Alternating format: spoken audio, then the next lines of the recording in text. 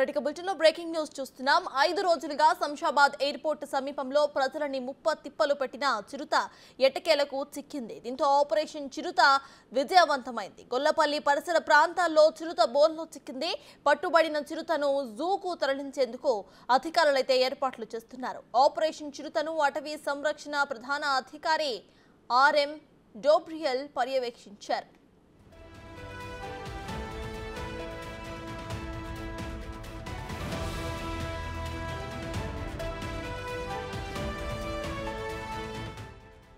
చిరుతను బంధించేందుకు దాదాపు బోన్లలో మేకలను ఎరగా పెట్టారు.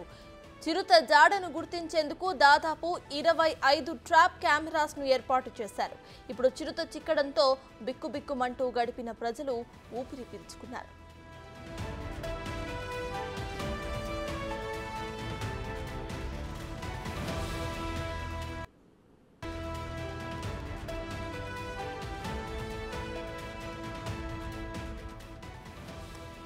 మొత్తానికి 5 రోజులుగా శంషాబాద్ ఎయిర్పోర్ట్ సమీపంలో ప్రజల్ని తిప్పలు పెట్టిన చిరుత అయితే ఎట్టకేలకు చిక్కింది. ఈ చిరుతను జూకు తరలించేందుకైతే ప్రయత్నాలు చేస్తున్నారు అధికారులు. మొత్తానికి ఆపరేషన్ చిరుత అయితే సక్సెస్ అయింది.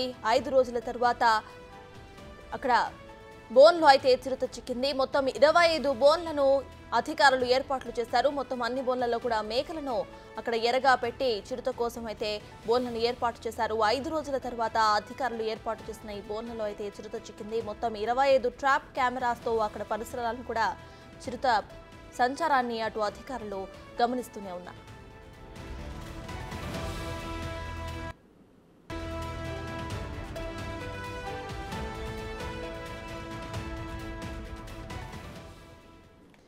ఇదే విషయంపై పూర్తి డీటెయిల్స్ ను మా ప్రతినిధి రాణా అందిస్తారు. రాణా, చెప్పండి, మొత్తం 5 రోజుల తర్వాత అయితే చిరుత చిక్కింది.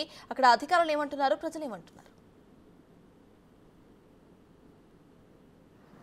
ఒకటి కాదు, 2 రోజులు కాదు, దాదాపు 6 రోజుల వరకు కూడా చిరుత అధికారులు తిప్పలు పట్టి నేపథ్యం అయితే కనపడుతుంది. మొదట 3 రోజులు మంచిగా ఆహారం దొరికింది. ఏదైతే నెమ్మలు కానీ కుందేలు కానీ అడుగు పందుల్ని చంపి అది ఆహారంగా తీసుకుంది. తర్వాత 4వ రోజు నుంచి కూడా ఆహారానికి కాస్త ఇబ్బంది పడినట్టుగా మనకు సమాచారం ఉంది. మధ్యలో 2-3 సార్లు గొల్లపల్లి ప్రాంతంలో ఉన్నటువంటి అదైతే ప్రహరీ గోడ ఉందో ఆ గోడని ఎక్కి పారిపోవడానికి ప్రయత్నించింది. ఎందుకంటే విపరీతమైనటువంటి సౌండ్. ఇప్పుడు మనం ఉన్నటువంటి ప్లేస్ దగ్గర ఇదంతా జంగల్. ఈ జంగల్ నుంచి 200 మీటర్ 300 మీటర్లో చిరుత దొరికినటువంటి నేపథ్యం అయితే కనపడుతుంది. అక్కడ దాదాపు 10 దాకా బోన్స్ ఏర్పాటు చేశారు. ఆ బోన్కి చిక్కింది. దీని పక్కన ఒక నీటి కుంట కూడా ఉంటుంది. రెగ్యులర్గా ఆ నీటి కుంట దగ్గర వాటర్ తాగి తర్వాత ఈ యొక్క జంగల్లో తలదాచుకున్నటువంటి అధికారులు ఎక్కువగా ఏ ప్లేస్లో తిరుగుతుంది, ఎంత పెద్ద రేడియస్లో తిరుగుతుంది అనేది కూడా ఒక 4 రోజుల పాటు కూడా వారు అంచనా వేశారు. దాదాపు 100 ఎకరాల దాకా కూడా ఉంది కాబట్టి ఈ 100 ఎకరాలంటే ఎక్కువగా తచ్చాడినట్టుగా తెలుస్తుంది. ఆ కెమెరాలకే దాని విజువల్స్ కూడా దాని స్పాట్ పిక్చర్స్ కూడా దొరికినటువంటి పరిస్థితి. సో అధికారులు కూడా చాలా క్షుణ్ణంగా దాని స్వభావం కానీ దాని బిహేవియర్ కానీ మొత్తం కూడా వారు అంచనాకు వచ్చారు. అది ఎంతవరకు డేంజర్ అనేది కూడా వారు ఒక ఐడియా ఇచ్చినటువంటి నేపథ్యం అయితే కనపడుతుంది. అయితే దానితో పాటు ఇవాళ దొరికింది కాబట్టి ఉదయం 2 గంటల ప్రాంతంలో బోన్కి దొరికింది. దొరకగానే ఇప్పుడు ఇంతకుముందు ఒక 6 గంటకు ముందు ఫారెస్ట్ అధికారులు కానీ వాళ్ళందరూ కూడా వెళ్ళారు ఆ బోన్ దగ్గరికి. వెళ్ళిన తర్వాత చాలా భీకరమైనటువంటి సౌండ్ చేస్తుందంట. చాలా భీకరంగా కూడా అది అరుస్తుంది అనేది కూడా అధికారులు చెప్తున్నారు. దాంతోపాటు దాని ముఖం చుట్టూ ఆల్రెడీ ఏదో ఒక జంతువుని చంపి తిన్నట్టు పీక్కున్నట్టు కూడా చేతులకు కానీ ముఖానికి కానీ చాలా క్లియర్గా కూడా ఆ బ్లడ్ అనేది కనపడుతుంది. అంత భయంకరంగా చాలా క్రూయల్గా ఉంటుంది అనేసి కూడా అధికారులు వారు చెప్తున్నారు. సో దానికి మత్తు ఇంజెక్షన్ ఇచ్చి తర్వాత ఇక్కడ ఎయిర్పోర్ట్ అధికారులతో పూర్తి స్థాయిలో పర్మిషన్స్ తీసుకున్న తర్వాత దాన్ని ఇక్కడి నుంచి షిఫ్ట్ చేస్తాం జూ పార్క్ అనేసి అధికారులు చెప్తున్నారు. ప్రస్తుతం అయితే వెళ్ళింది. అయితే మొన్నటి వరకు కూడా ఆహారం చాలా సమృద్ధిగా దొరికింది. దాంతో మేకని ఎర్రగా వేసినప్పుడు కానీ మేక దగ్గరకు వెళ్తుంది, బోన్ దగ్గరకు వెళ్తుంది, కానీ సడన్గా మళ్ళీ రిటర్న్ వచ్చేస్తుంది. సో అది ఎందుకు తినట్లేదు, ఎందుకు రావటం అనేసి అధికారులు కూడా ఒక మీమాంస ఉంటుంది. కాకపోతే ఎక్కువగా ఈ అడవి పందుల్ని దాదాపు 3-4 దాకా కూడా అది చంపి తిన్నట్టుగా మనకు తెలుస్తుంది. నెమ్మల్ని తిన్నట్టుగా తెలుస్తుంది, కుందేలని చాలా ఎక్కువగా తిన్నట్టుగా తెలుస్తుంది, వాటిని వేటాడి తిన్నట్టుగా తెలుస్తుంది. అయితే నిన్న మాత్రం కాస్త ఆహారం చాలా తక్కువగా వచ్చిన నేపథ్యంలో దాని తగ్గట్టుగానే మేకను తిందామనే ఉద్దేశంతో మేకను వేటాడడానికి బోన్ సమీప సమీపం దగ్గరికి వచ్చింది.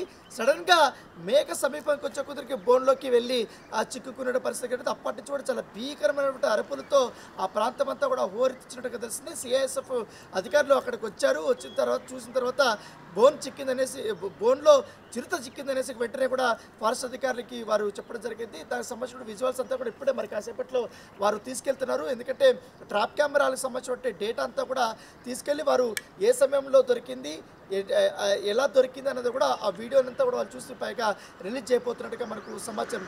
చాలా ముప్పు తిప్పులు పెట్టింది. ఎందుకంటే ముఖ్యంగా దీని ప్రాంతం ఎటువైపు దాదాపు ఈ 1.5 కిలోమీటర్ ఉంటుంది ఈ యొక్క అడవి ప్రాంతం అంతా. ఆ దాటిన తర్వాత గొల్లపల్లి ప్రాంతం ఉంటుంది. అక్కడంతా పెద్ద ప్రహరీ గోడ ఉంటుంది. ఆ ప్రహరీ గోడ దాదాపు 1/2 కిలోమీటర్ దాకా కూడా ఉంటుంది కొంచెం ప్లేస్ వరకు.